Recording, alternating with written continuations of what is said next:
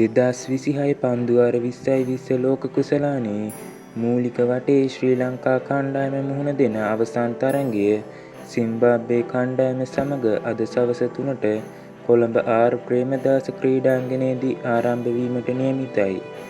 කෙසේ වෙතත් මේ වන විට මෙම කණ්ඩායම් දෙකම සුපිරි 8 දෙනාගේ වටේට සුදුසුකම් ලබා ඇති අතර කණ්ඩායම් දෙකටම ඉතා හොඳ පෙරපුහුණු තරගයක් වනු ඇත.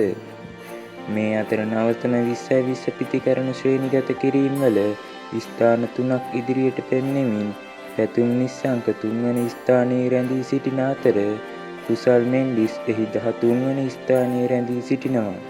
මේ අතර ශ්‍රී ලංකාව සහ සිම්බාබ්වේ අතර පැවැත්වෙන අද තරගයේ කුසල් මෙන්ඩිස්ට තවත් අර්ධ ශතකයක් ලබා ගැනීමට සමත් වුවහොත් ඒ 20යි 20 ලෝක කුසලාන තරගාවලියක අඛණ්ඩව අර්ධ ශතක 4ක් ලබාගත් ලොව එකම ක්‍රීඩකයා බවට පත්වීමට හැකියාව පවතිනවා.